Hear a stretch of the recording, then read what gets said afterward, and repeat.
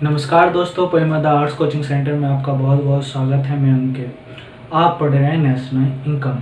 ठीक है, जैसा कि अभी तक हमने पढ़ चुके हैं कि नेशनल इनकम का जो सेकंड चैप्टर है, national income and related aggregates, यानी कि राष्ट्रीय आय एंड समुच्चय, इसके समुच्चय। ठीक है, तो इसके अंदर हमने अभी तक क्या है, नेशनल इनकम और घरेलू आय यानी कि डोमेस्टिक इनकम और नेशनल इनकम के बीच में डिफरेंस समझा और उसकी डेफिनेशन को समझा। ठीक है, वो और दूसरा कारक आय और हस्तांतरित आय क्या होती हैं, उनके बीच में डिफरेंस क्या है और किसको राष्ट्रीय आय में शामिल किया जाता है। आज हम पढ़ेंगे राष्ट्रीय आय के एग्रीगेट्स, यानी कि वो चीज़ें जो राष्ट्रीय आय के कैलकुलेशन में काफ़ी इंपॉर्टेंट रोल निभाते हैं या उसका कैलकुलेशन कैसे किया जाता है, इसके बारे में पढ़ेंगे। ठीक है, तो चलिए शुरू करते हैं। पहला फॉर्मूला और ट्रिक आता है हमारा, यानी कि परिमदा arts coaching centre bye Ankit Kumar का। ठीक है, तो इसमें जो पहला ट्रिक है हमारा मूल्य ह्रास वाला है। ठीक है, मूल्य ह्रास यानी कि डिप्रिसिएशन। इसके अंदर जब आप क्या ना किसी भी चीज़ को सकल घरेलू उत्पाद के नाम से बोलते हैं या शुद्ध घरेलू उत्पाद के नाम से बोलते हैं, तब ये कॉन्सेप्ट आता है। ठीक है, तो आप सकल को बोलते हो ग्रोस और शुद्ध को बोलते हो नेट। ठीक है, तो जब आपको क्या नाम है ग्रोस, यानी कि ग्रोस, आपने अभी तक उत्पाद के बारे में पढ़ लिया, राष्ट्रीय आय के बारे में पढ़ लिया, उत्पाद क्या होता है ये पढ़ लिया है। ठीक है, तो आप अगले थर्ड चैप्टर में मेथड पढ़ोगे और तीनों मेथड से जब हम कैलकुलेशन करते हैं किसी भी उत्पाद का, ठीक है, प्रोडक्शंस का, ठीक है, तो उनकी सेम वैल्यू आती है तीनों मेथड से। तो अब देखिए, आप जब ग्रोस डोमेस्टिक प्रोडक्ट यानी कि आपको जीडीपी निकालना है, ठीक है, नहीं माँ अभी बताता हूँ। ठीक है, जो ग्रोस है, ठीक है, और नेट है। ठीक है, जब आपको ग्रोस दे रखा है डाटा के अंदर, सुन लीजिएगा, जब आपको ग्रोस यानी कि सकल दे रखा है और आपको क्वेश्चन मार्क में दे रखा है कि नेट डोमेस्टिक प्रोडक्ट निकाले या नेट नेशनल प्रोडक्ट निकाले, यानी कि सकल शुद्ध राष्ट्रीय उत्पाद निकालिए। ठीक है, अगर आपका सकल राष्ट्रीय उत्पाद दे रखा है, अगर आपको क्या नाम है सकल घरेलू उत्पाद दे रखा है और आपको निकालने बोल दिया शुद्ध घरेलू उत्पाद, देन आपको क्या करना पड़ेगा, अगर आपको ये निकालना है और ये दे रखा है, देन आप डिप्रिसिएशन को माइनस कर दो। ठीक है, और अगर आपके पास नेट दे रखा है और आपको ग्रोस निकालना है, देन आप डिप्रिसिएशन को प्लस कर दो, यानी कि मूल्य ह्रास को प्लस कर दो। ये हमारा ट्रिक है। अब देखिए कैसे ये वर्क करता है। ठीक है, मान लीजिए आपको एनडीपी निकालना है। ठीक है, मान लीजिए आपको एनडीपी निकालना है, एनडीपी निकालना है, तो देन आप क्या है जीडीपी में माइनस कर दोगे डिप्रिसिएशंस को। ठीक है, समझ, यहाँ पे ग्रोस का मतलब है जी, ठीक है, और नेट का मतलब है ये वाला एन। तो यहाँ पे इसलिए मैंने इसको शॉर्ट में लिखा है। जब भी आपको ग्रोस दे रखा है और आपको नेट की वैल्यू निकालनी है, यानी कि नेट डोमेस्टिक इनकम, ये आपका सेम है। ठीक है, और ये आपका सेम है, इसमें कोई अंतर नहीं आ रहा है, मगर आपका जो फॉर्मूला है, जो आपके न्यूमेरिकल पूछे जाएंगे, इस बेसिस पर पूछे जाएंगे नेट और ग्रोस पे, यानी कि सकल और शुद्ध पे पूछे जाएंगे। अगर जिस सिचुएशन में आपको जीडीपी दे रखा है और आपको बोल दिया है कि एनडीपी निकालिए, ठीक है, देन आपको क्या करना है, जीडीपी में से माइनस करना है डिप्रिसिएशंस को। ये आप देखो हमारा सर्कल कैसे चल रहा है, ग्रोस से नेट पे आने के लिए क्या नाम है, आपको डिप्रिसिएशन माइनस करना पड़ेगा। ठीक है, तो आप क्या नाम है एनडीपी निकालने के लिए डिप्रिसिएशन माइनस करेंगे फर्स्ट। अगर बाय चांस आपको कह देता है कि आपको जीडीपी निकालना है, ठीक है, तो और आपको नेट दे रखा है, ये वैल्यू दे रखी है, आपको ये निकालना है, इस पे क्वेश्चन मार्क लगा दिया। ठीक है, तो देन आप क्या करोगे, देन आप क्या करोगे, एनडीपी में प्लस कर दोगे डिप्रिसिएशंस। ठीक है, तो इस तरीके से इसी प्रकार से आपको अगर बोल दिया जाता है आपको कि जीएनपी निकालो, ठीक है, यानी कि सकल राष्ट्रीय उत्पाद यानी कि ग्रोस नेशनल प्रोडक्ट निकालो, और आपको दे दिया है नेट नेशनल प्रोडक्ट यानी कि शुद्ध राष्ट्रीय उत्पाद दे दिया है, देन आप डिप्रिसिएशन को प्लस कर दो। क्यों? क्योंकि आपको नेट को हटाकर ग्रोस लाना है। आपको ये मालूम होना चाहिए कि सकल राष्ट्रीय उत्पाद में यानी कि जो ग्रोस होता है उसमें हमेशा यानी जीडीपी हो गया, जीएनपी हो गया, ठीक है, इसमें जो होता है हमारा मूल्यह्रास शामिल होता है। इसलिए हम यहाँ पे क्या नाम है मूल्यह्रास में से क्या है डिप्रिसिएशन को माइनस करते हैं नेट में, क्योंकि शुद्ध राष्ट्रीय उत्पाद में कभी भी आपका डिप्रिसिएशन जो है इंक्लूड ही नहीं होता है, ठीक है, इसलिए हमें ये माइनस करना पड़ता है डिप्रिसिएशन को, ये हमारा ठीक है। और आपको जब ग्रोस में शामिल होता है इसलिए, और मान लो आपको ये दे रखा है क्योंकि इसमें ऑलरेडी मूल्यह्रास शामिल नहीं है, ठीक है, इसलिए आपको डिप्रिसिएशन प्लस करना पड़ता है ग्रोस के लिए, ठीक है। तो ये कॉन्सेप्ट है मूल्यह्रास का, जो कॉन्सेप्ट है कि आपको ग्रोस यानी कि जी को निकालने के लिए एन में प्लस करना पड़ेगा डिप्रिसिएशन, और अगर आपको एन पे निकालना है देन आपको जीएनपी दे रखा है जहां पे आपका मूल्यह्रास इंक्लूड ऑलरेडी है मगर यहाँ पे इंक्लूड नहीं होना चाहिए, तो इसलिए आप क्या करेंगे डिप्रिसिएशन को माइनस कर देंगे। पहले से समझ में आ गई, ठीक है। अब नेक्स्ट कॉन्सेप्ट, अब हम अपना दूसरा ट्रिक जो है कारक लागत वाला और बाजार कीमत वाला देखेंगे, यानी कि factor cost and market cost, ठीक है। मार्केट प्राइस को हम क्या नाम है एमपी के नाम पे डिनोट करते हैं, और फैक्टर कॉस्ट को यानी कारक लागत को हम एफसी के नाम से डिनोट करते हैं, ठीक है। अब जितने भी हमारी घरेलू अर्थव्यवस्था में जितनी भी वस्तुएं होती हैं खरीदी या बेची जितनी भी जाती हैं, ठीक है, वस्तुएं और सेवाएं, वो बाजार कीमत पर अधिकतर बेची जाती है, यानी कि जो उसकी बाजार कीमत होती है एमआरपी जिसको हम बोलते हैं लोकल इकोनॉमिक टर्म्स में भी और लोकल लेवल पर भी, ठीक है। तो उस कीमत पर जो हम वस्तु खरीदते हैं उनको हम बाजार कीमत कहते हैं, ठीक है। जब उस कीमत के आधार पर हम अर्थव्यवस्था में नेशनल इनकम का अनुमान लगाते हैं या घरेलू आय का अनुमान लगाते हैं, तब हम उस जीडीपी को या उस नेशनल इनकम को हम कहना है बाजार कीमत पर कैलकुलेट करते हैं उस अवस्था में, ठीक है। और हम कारक लागत उसे कहते हैं जब उत्पादक जो होता है परिवार क्षेत्र के द्वारा जो होने वाली सेवाएं हैं, ठीक है, उस पे और प्रोडक्शन के ऊपर लगने वाली जितनी उसकी लागत होती है, ठीक है, उसकी बात करते हैं, जहाँ पर हम टैक्स को बाहर निकाल देते हैं यानी कि टैक्स को इंक्लूड नहीं करते हैं, ठीक है। तो इस प्रकार से क्योंकि टैक्सेस जो होते हैं वो क्या नाम है गुड्स एंड सर्विसेज को काफ़ी हाई कर देते हैं, उनकी प्राइस लेवल जो होती है वो काफ़ी हाई हो जाती है उसकी वजह से, टैक्सेस लगाने की वजह से, ठीक है। तो इसलिए जितने भी टैक्स होते हैं दो प्रकार के होते हैं, अप्रत्यक्ष कर टैक्स और अप्रत्यक्ष कर और प्रत्यक्ष कर टैक्स, यानी कि डायरेक्ट टैक्स और इनडायरेक्ट टैक्स। जो डायरेक्ट टैक्स होता है वो डायरेक्ट प्रोड्यूसर पे लगता है और प्रोड्यूसर ही उसको पे करता है, मगर जो इनडायरेक्ट टैक्स जो होता है वो क्या नाम है उस पे लगता है आपका प्रोड्यूसर पे लगता है, मगर उसको पे कौन करता है कंज्यूमर पे, क्योंकि वो जो इनडायरेक्ट टैक्स जो लगता है प्रोड्यूसर के गुड्स के ऊपर लगता है जो कि उसी प्राइस में इंक्लूड हो जाता है, जो फाइनल मार्केट प्राइस जो होती है उसी प्राइस पर इंक्लूड हो जाता है टैक्स और लागत वगैरह, ठीक है। और जिसको कंज्यूमर पे करता है किसके द्वारा, जब वो वस्तु को खरीदता है तो फाइनल जो उसका प्राइस डिसाइड होता है उसके अंदर टैक्स भी होता है, उसके अंदर उसकी लागत होती है प्रोड्यूसर की, ठीक है, और जो एजेंट होता है सप्लाई करने वाला उसकी भी लागत उसमें, यानी कि प्राइस जो हो गया या उसका कमीशन जो होता है रीसेल करने का वो उसी में इंक्लूड होता है, तो वो कंज्यूमर ही पे करता है, ठीक है।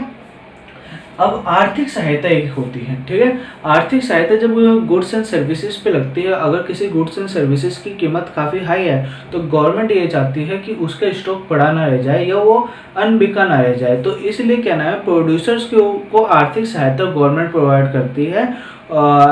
प्रोवाइड करती है जिसकी वजह से वस्तु की कीमत जो है कम हो जाती है। जैसे कि आपका गेहूं और चावल वगैरह राशन के रूप में आपको मिलता है, कम कीमत पे मिलता है, तो वहाँ पे प्रोड्यूसर को क्या नाम है गवर्नमेंट आर्थिक सहायता यानी कि मिनिमम कीमत पर वहाँ पे गवर्नमेंट उनके अनाज को खरीदती है और उसको कम प्राइस में बेचती है, ठीक है।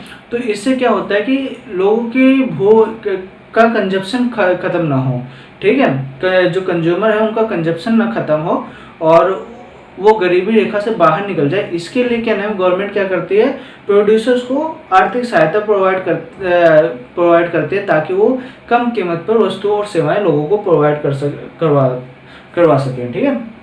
तो आइए समझते हैं, जब आप जीडीपी को एमपी पर कैलकुलेट करते हैं, ठीक है, मगर उसी जीडीपी को आप जब एफसी पर कैलकुलेट करेंगे तो उसमें एनआईटी जो होता है हमारा नेट इनडायरेक्ट टैक्सेस, ठीक है, उसको माइनस करना पड़ता है। क्यों?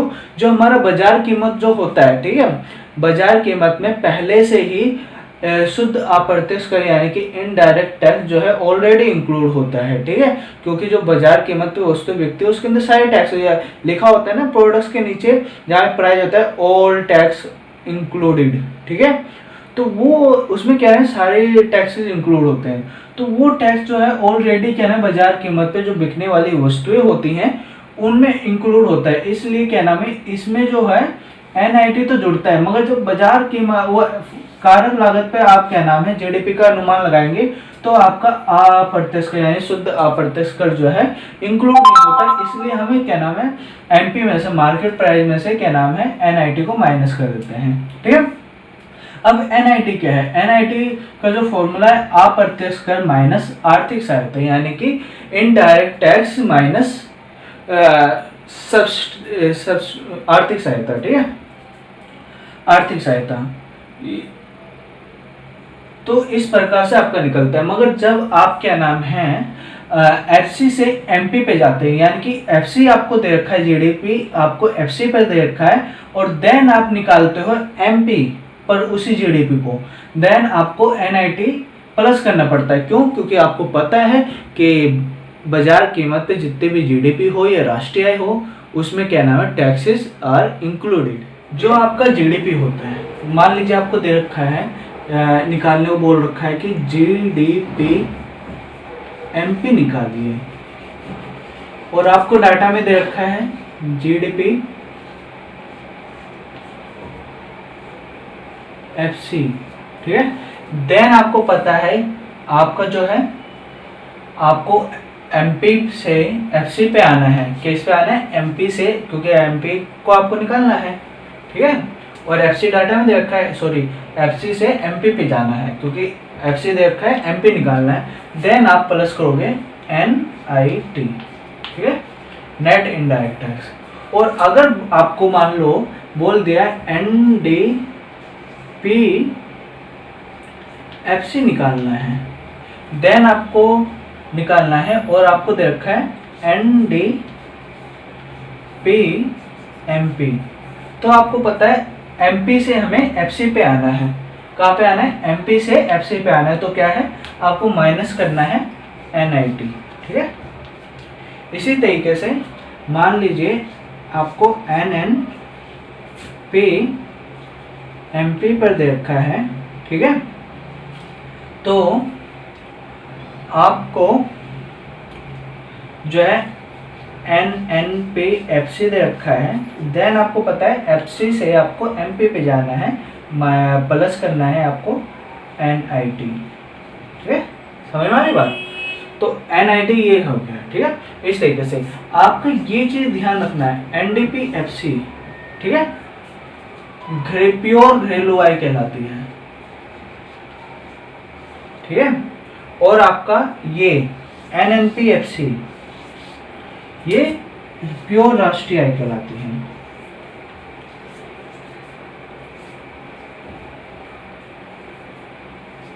ठीक है।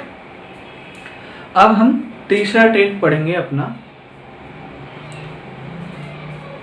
तीसरा हमारा ट्रिक है घरेलू व राष्ट्रीय आय, ठीक है, घरेलू और राष्ट्रीय आय यानी कि डोमेस्टिक एंड नेशनल इनकम, ठीक है। यहाँ पे कॉन्सेप्ट ये क्रिएट होता है जब हम नेशनल इनकम की कैलकुलेशन करने बैठते हैं तो इस फॉर्मूले की बहुत ज़्यादा ज़रूरत पड़ती है। आपने पहले ट्रिक में देखा कि किस तरीके से नेशनल इनकम का कैलकुलेशन करते हुए हमें डिप्रिसिएशन यानी कि मूल्यह्रास की जरूरत है, किस तरीके से नेशनल इनकम का कैलकुलेशन करते वक्त हमें मार्केट प्राइस और फैक्टर कॉस्ट के फॉर्मूले की जरूरत है, ठीक है। तीसरा भी इसी प्रकार से आपका नेशनल एंड डोमेस्टिक इनकम के बीच में डिफरेंस क्रिएट करने के लिए इम्पोर्टेंट है ये फॉर्मूला, और दूसरा नेशनल इनकम को निकालने के लिए भी काफ़ी इम्पोर्टेंट है। तो चलिए शुरू करते हैं। तीसरा ट्रिक है, आपका डोमेस्टिक होता है घरेलू, ठीक है, नेशनल होता है राष्ट्रीय आय, ठीक है। हमारा जो राष्ट्रीय आय पे जो यानी कि बाजार कीमत पे जितनी वस्तुएं बेची जाती हैं, ठीक है, तो उनका जो टोटल जोड़ होता है उसको हमने पढ़ा कि एक लेखा वर्ष के अवधि के दौरान समान निवासी और गैर निवासी द्वारा प्राप्त कारक आय का कुल योग क्या है, घरेलू आय है। और जबकि राष्ट्रीय आय का क्या है, एक लेखा वर्ष की अवधि के दौरान समान निवासियों द्वारा प्राप्त कारक आय का कुल जोड़ क्या है, राष्ट्रीय आय है, ठीक है। तो इस हिसाब से आपने डिफरेंस भी देखा इस चैप्टर के शुरू में जब मैंने बताया था नेशनल राष्ट्रीय आय और घरेलू आय के बीच में अंतर क्या है, मैं जिसको हम NFIA के नाम से जानते हैं, ठीक है, NFIA के नाम से जानते हैं, ठीक है। और वो डिफरेंस मैंने बता दिया कि गैर निवासियों का एक तो अंतर है नेशनल इनकम और डोमेस्टिक इनकम के अंदर, और दूसरा सबसे बड़ा शेष विषय से प्राप्त चालू कारक आय है, ठीक है। जब आपको नेशनल इनकम निकालनी होती है और आपको डोमेस्टिक इनकम दी होती है, ठीक है, जब आपको डोमेस्टिक इनकम दी होती है और नेशनल इनकम निकालनी होती है, देन आपको NFIA यानी कि net factor income from abroad, ठीक है, net factor income from abroad आपको प्लस करना होता है। अगर आपको नेशनल इनकम दे रखी है, ठीक है, और आपको क्या ना डोमेस्टिक इनकम निकालनी है यानी कि रिवर्स उल्टा जाना है, देन आपको क्या करना पड़ता है, NFIA को माइनस करना पड़ता है। आइए देख लेते हैं फॉर्मूले के द्वारा, ठीक है। मान लीजिए आपको NNP निकालना है, चाहे मार्केट प्राइस पे हो चाहे FC पे हो, ठीक है। ये इसको थोड़ा मार्केट प्राइस FC करके भी देख लेते हैं। मान लीजिए NNP FC निकालना है, ठीक है, क्योंकि ये हम आगे जैसे जैसे जाएंगे वैसे ग्रो होता जाएगा, और आपको NDP FC पर दे रखा है, ठीक है। देन आपको बता रखा है ये टिक के जरिए कि डोमेस्टिक इनकम से अगर आपको नेशनल इनकम निकालनी है तो आपको NFIA प्लस करना पड़ेगा, तो आप NFIA प्लस कर दो, ठीक है। इसी प्रकार आपको अगर मान लीजिए NDP दे रखा है मार्केट प्राइस पे, ठीक है, निकालना है और आपको दे रखा है NNPMP, ठीक है, यानी कि नेशनल इनकम से डाटा में दे रखा है नेशनल इनकम और आपको निकालना है डोमेस्टिक इनकम, तो आपको नेशनल इनकम से डोमेस्टिक इनकम पे जाना है, तो माइनस कर दीजिए NFIA, ठीक है, ये चीज होगी। अब ये ध्यान रखना कि मैंने सेकंड टेक में एक चीज़ बताना भूल गया, नहीं सारी चीज़ें कंफर्म हो गई तो कोई चीज़ नहीं भूला, तो वो थर्ड चैप्टर के शुरू में बताऊंगा GVA और GDP में क्या अंतर है, और GVA जब MP पर होगा और FC पर होगा तो GDP MP और GDP FC के क्या बराबर होगा या नहीं होगा, ये थर्ड चैप्टर में जब हम मेथड करेंगे कैलकुलेशन का, ठीक है, उसमें बताऊंगा। यहाँ पे कुछ नहीं है, ठीक है, यहाँ पे कुछ नहीं बोला है, तो ये हो गया। तो इसी प्रकार से आपका GNP MP दे रखा है, निकालना है, और यहाँ पे GDP MP दे रखा है, देन आपको डोमेस्टिक से नेशनल पे आना है, तो आपको प्लस करना है NFIA, ठीक है। तो ये है हमारा आज का ट्रिक, ठीक है, ठीक है। अब ये ध्यान रखना कि NFIA है क्या, आपको पता है शेष विषय से चालू हस्तांतरण यानी कि नेट फैक्टर फ्रॉम अब्रॉड, मगर ये निकलता कैसे ये समझ लेते हैं। वो हमने बताया कि जो हमारे निवासियों के जो इनकम होती है वो दो प्रकार से होती है, कारक आय होते हैं, हस्तांतरित आय, मगर उसी में जो कारक आय होती हैं वो दो तरफ से हमें प्राप्त होती हैं, पहला समान निवासियों से और गैर समान निवासियों से, ठीक है। देश के समान निवासियों द्वारा, तो हमारा NFIA का जो फॉर्मूला बनता है देश के समान निवासियों द्वारा, ठीक है, द्वारा शेष विश्व से, यानी कि अब्रॉड से प्राप्त जो कारक आय होती है, फैक्टर कॉस्ट जो होता है हमारा, ठीक है, फैक्टर इनकम जो होता है, उसमें वैसे माइनस कर दे गैर निवासियों की से प्राप्त कारक आय, ठीक है, जो विश्व से प्राप्त कारक है। क्योंकि आपको पता है कि हमारी नेशनल इनकम में, ठीक है, ये गैर निवासियों की आय शामिल नहीं होती है। और आपको डिफरेंस बताते वक्त मैंने कहा था डोमेस्टिक और नेशनल इनकम में सबसे बड़ा डिफरेंस क्या है, ये NFIA का है। क्योंकि नेशनल इनकम जो है एक ग्लोबल कॉन्सेप्ट है, यानी कि बहुत बड़ा कॉन्सेप्ट है, और जो कि डोमेस्टिक जो है ये राजनीतिक सीमाओं के दायरे में ही बस रहता है, ठीक है, यानी कि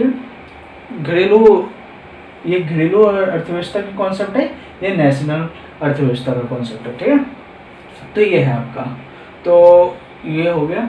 और बताया कि डेफिनेशन के अकॉर्डिंग भी आपका जो घरेलू आय में जो है गैर निवासियों और सामान्य निवासियों दोनों की इनकम इंक्लूड होती है, मगर सामान्य नेशनल इनकम में सिर्फ सामान्य निवासियों की इनकम इंक्लूड होती है, ठीक है। तो ये आपका कॉन्सेप्ट क्लियर होता है यहाँ पे। इस तरीके से आपका न्यूमेरिकल सॉल्व होगा इन्हीं फॉर्मूले के ट्रिक से, ठीक है। लास्ट हमारा ट्रिक है जो बहुत ही इम्पोर्टेंट है पूरे नेशनल इनकम के सर्कल को समझने के लिए, कि किस तरीके से जब आप नेशनल इनकम का कैलकुलेशन करेंगे तो उस समय में किस किस स्टेप का ध्यान रखना है और कैसे। अगर आप उस सीक्वेंस के अकॉर्डिंग चलेंगे नेशनल इनकम का कैलकुलेशन करते वक्त, तो मेरा पूरा गारंटी है कि आपसे कहीं पे भी गलती नहीं होगी और नेशनल इनकम का सवाल चुटकियों में सॉल्व होगा, ठीक है, कोई प्रॉब्लम नहीं होगी, ठीक है। तो चलिए शुरू करते हैं। ये 4th ट्रिक है, लास्ट के 3 ट्रिक पहले बता चुका हूँ। हमने तीनों के तीनों ट्रिक पढ़ लिए, डिप्रिसिएशन वाली, factor cost and market price वाली, और डोमेस्टिक एंड नेशनल इनकम वाली, ठीक है। तीनों ट्रिक को आप ढंग से समझ लेना, ठीक है। ये हमारी है जीडीपी, हमें मान लो मार्केट प्राइस पे दे रखा है। हमारा जो फर्स्ट स्टेप स्टार्ट होता है, कोशिश ये रहती है कि कोई भी डाटा दिया हो, ठीक है, सबसे पहले हमें जीडीपी एमपी निकालना होता है, ठीक है। अगर जीडीपी एमपी नहीं निकल रहा डाटा से तो एनडीपी एमपी या एनडीपी कोशिश की जाती है एनडीपी एमपी निकाला जाए, ठीक है, दूसरे स्टेप पे।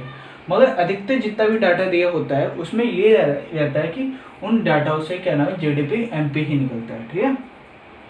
तो सबसे पहले हम जीडीपी एमपी निकालते हैं, और उसके बाद अगर हमें बोल रखा है डाटा में ये निकालना है एनडीपी एमपी, देन हमें माइनस करना पड़ता है डिप्रिसिएशन, जो हमारा ट्रिक नंबर 1 है। यानी कि आपको जीडीपी एमपी दे रखा है और आपको निकालना है एनडीपी एमपी, यानी कि आपका ये सेम है, ये सेम है, बस आपको जी को कन्वर्ट करना है एम। ट्रिक नंबर 1 देख लेना, डिप्रिसिएशन माइनस करना पड़ेगा वहाँ पे, ठीक है। और देन आपको बोल दिया, आपको डाटा के अकॉर्डिंग आपको ये मिल गया, और आपको फिर यहाँ तक पहुँचना है, ठीक है, एनडीपी एफसी तक पहुँचना है। तो आपको पता है एनडीपी एमपी निकल जाने के बाद आपको क्या है, मार्केट प्राइस को एफसी पर कन्वर्ट करना है, क्योंकि ये पूरा का पूरा सेम रहेगा यहाँ पे, ठीक है। यानी कि शुद्ध घरेलू प्रोडक्ट जो है, उत्पाद जो है वो सेम है, मगर वो हमें बाजार कीमत पर निकालनी है और एक कारक लागत पर निकालनी है।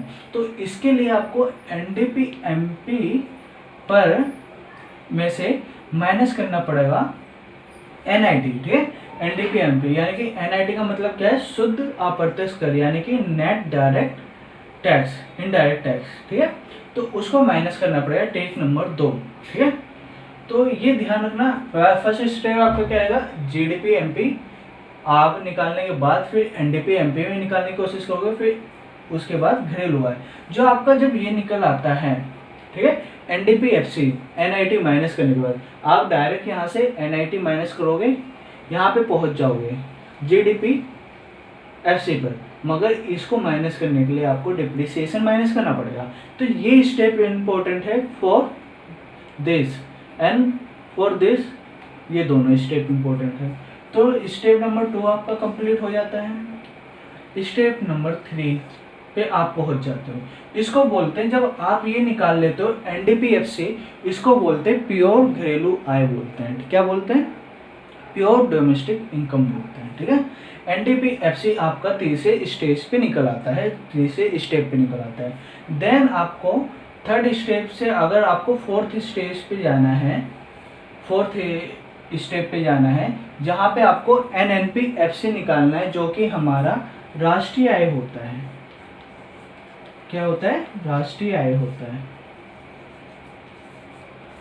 ठीक है, NNP-FC निकालना है तो उसमें हमें पता है ट्रिक नंबर 3 क्या नाम है, डोमेस्टिक इनकम में से ऐसे अगर हमें नेशनल इनकम निकालनी हो, क्योंकि यहाँ पे नेशनल इनकम में कन्वर्ट हो रहा है। यहाँ पे देखो ये डोमेस्टिक इनकम है, ये डोमेस्टिक इनकम है, ये डोमेस्टिक इनकम है, मगर क्या डिफरेंस क्या है? ये बाजार कीमत पे है, ये बाजार कीमत पे होने के बावजूद भी मगर शुद्ध है, और ये सकल है। ठीक है, ये ग्रोस डोमेस्टिक इनकम है मार्केट प्राइस पे, और ये नेट डोमेस्टिक इनकम है मार्केट प्राइस पे, मगर यहाँ पे ये नेट डोमेस्टिक इनकम है क्या नाम है, FC पर। ठीक है, और मगर यहाँ पे जो है ये नेट नेशनल प्रोडक्ट हो जाता है FC पर का लगभग, तो जिसको हम शुद्ध राष्ट्रीय आय बोलते हैं। ठीक है, तो आपको डोमेस्टिक इनकम में से नेशनल इनकम की ओर जाना होता है 4th स्टेज पे। ठीक है, 3rd स्टेज से 4th स्टेप पे। ठीक है, तो आपको क्या नाम NFIA जो है ये net factor income from abroad, इसको प्लस करना होता है इस NDP-FC के अंदर। देन आप पाते हो, गेट करते हो NNP-FC। ठीक है, 4th स्टेज पे आ जाते हो फिर आप।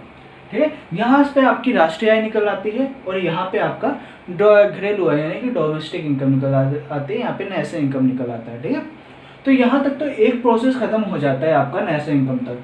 ये होता है आपका एक तरफ का एक पक्ष होता है, यहाँ पे आप डायरेक्ट सीधी लाइन से आते हैं। मगर आपको बोल दिया जाए, आपको सीधा ये दे दिया जाए, ये दे दिया जाए डाटा के अंदर। ठीक है, कि आपके पास राष्ट्रीय आय है और आपके पास कुछ डाटा है जैसे NIT डिप्रिसिएशन, ये NFI है। ठीक है, तो उस सिचुएशन में आपको क्या नाम है NDP-MP निकालने को बोल दिया जाएगा, GDP-MP निकालने को बोल दिया जाएगा, या NNP-MP निकालने को बोल दिया जाएगा। तो उस सिचुएशन में हमें रिवर्स जाना पड़ता है, यानी कि उल्टा जाना पड़ता है यहाँ तक पहुँचने के लिए, यहाँ तक पहुँचने के लिए यहाँ तक। ये सर्कल हमेशा आपको कैलकुलेशन करते समय ध्यान रखना है, और ये सर्कुलेशन चलता रहेगा पूरी राष्ट्रीय आय में। ठीक है, तो आपने राष्ट्रीय आय निकाल ली, आपको डाटा में राष्ट्रीय आय दे दिया गया, कहाँ गया कि आपको NNP-MP निकालना है। ठीक है, तो आपको पता है NNP-MP निकालना है तो आपको क्या करना पड़ेगा, FC को MP पे कन्वर्ट, मार्केट प्राइस पे कन्वर्ट करना पड़ेगा।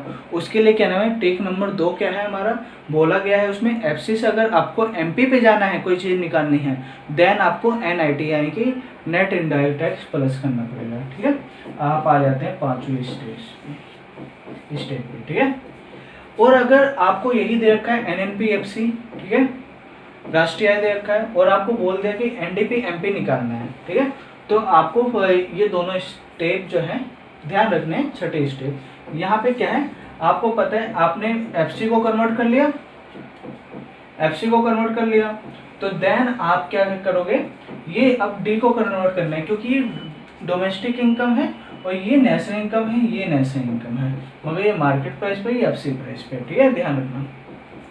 तो ये जो FC पे है वो नेशनल इनकम है, जो मार्केट प्राइस पे, आप मार्केट प्राइस पे आ गए तो आपको NDP-MP निकालना है, तो आपको डोमेस्टिक इनकम को हटाना है। तो आपको पता है ट्रिक नंबर 3, ठीक है, वहाँ पे बोल रखा है कि अगर आपको नेशनल इनकम से डोमेस्टिक इनकम पे जाना है, देन आपको NFIA माइनस करना पड़ेगा।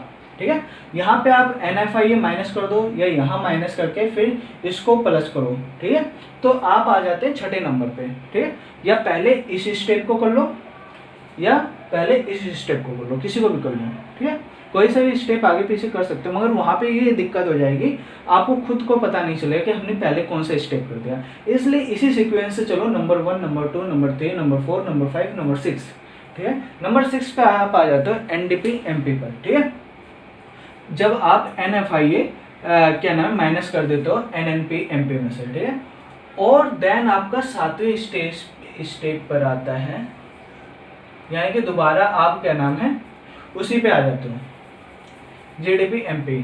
या 6ठे स्टेप पे क्या करते हो, आपको बोल दिया गया GDP-MP निकालना है, और राष्ट्रीय NNP-MP दे रखा है, ये दे दिया डाटा के अंदर आपके पास NDP-MP है, आपको GDP-MP निकालना है, सकल घरेलू उत्पाद निकालना है। तो देन आपको पता है, अगर आप के पास क्या नाम है नेट है यानी कि शुद्ध घरेलू उत्पाद है और आपको सकल घरेलू उत्पाद निकालना है, तो देन आपको नेट से अगर ग्रोस पे जाना है तो आपको डिप्रिसिएशन प्लस करना पड़ता है। ठीक है, तो यहाँ पे डिप्रिसिएशन इसके अंदर प्लस कर देंगे, we are get the GDP MP। ठीक है, तो ये सर्कल इस तरीके से चलता है, first second third fourth fifth sixth, 6 step हैं आपके पूरे नेशनल इनकम के कैलकुलेशन के समय, बहुत ही ज़्यादा इंपॉर्टेंट है। अगर आपने इसको ना छोड़ दिया, इस चारों ट्रिक को छोड़ दिया या इसको समझा ही नहीं, तो ये सोच लीजिए आप एक सबसे बड़ी गलती कर रहे हैं। फोर्थ दिस एग्ज़ाम नहीं, बोर्ड एग्ज़ाम के लिए नहीं कि आपने 6 मार्क्स का नंबर छोड़ दिया, कुछ फ़र्क नहीं पड़ता। मगर फ्यूचर में आप मान लीजिए कॉमर्स स्ट्रीम, कॉमर्स बीकॉम वगैरह करते हैं या आपका बैंकिंग सेक्टर वगैरह में जाने का वो एम है, तो आपको नेशनल इनकम आना जरूरी है। बैंकिंग सेक्टर का के बारे में पता होना जरूरी है, काफ़ी हैं जो आपको पता होना ज़रूरी है। ठीक है, तो ये इम्पोर्टेंट है। तो यहीं पे हम इस नेशनल इनकम और इट्स एग्रीगेट्स को ख़त्म करते हैं और आगे आप पढ़ेंगे GDP, वो रियल GDP और मॉनेटरी GDP, और आपका जो निजी आय है यानी कि प्राइवेट इनकम और पर्सनल इनकम वगैरह जो है ये सिलेबस से हटा दी गई है, इसलिए हम इस साल आपको नहीं पढ़ेंगे। ठीक है।